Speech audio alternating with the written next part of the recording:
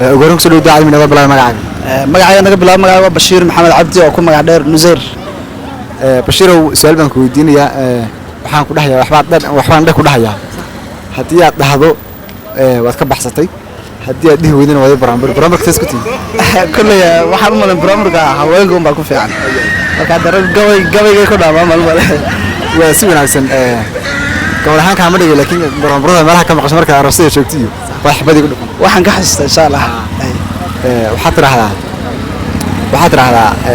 hay shaqo seejin adna hay shaqo seejin hay shaqo seejin adna hay shaqo seejin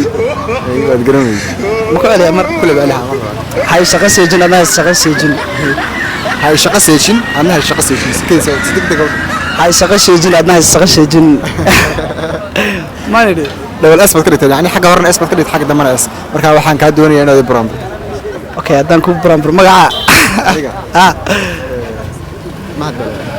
okay horta barnaamijyada walaaladii oo kale wax noogu barnaamij jiraan haddaan wax ka xasuusta walaalkay ma hado waxa tahay laxadada okay walaalkay ma had koolkool iyo waxa tahay bastay tahay ugu soo dhawaad daacad midiyada ku bilaab magacaaga aan ku dhawahay magacayga Cabdiqaadir Axmed Xasan Cabdiqaadir waxa rajaynayaa inay tahay markii labaad ka qaybgalayso barnaamijka waxaan ku leeyahay soo dhawaad mar labaad iyo mar saddexaad oo ku mahadsan tahay su'aal baan ku weydiinayaa haddaad garan weydo waad barnaamijyada inta hormaan barnaamijyada ma waad barnaamijyada barnaamijku waa wanaagsan soo xafidnay ma waxaad ka maqashaa aroosada marka joogtay laba mid oo kamid ah baad igu dhufan islaama oo warkoodan ma dhigeystay laakiin digigii madana marka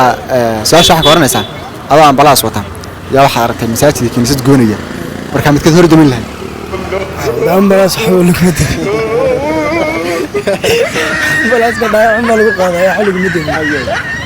ma santahay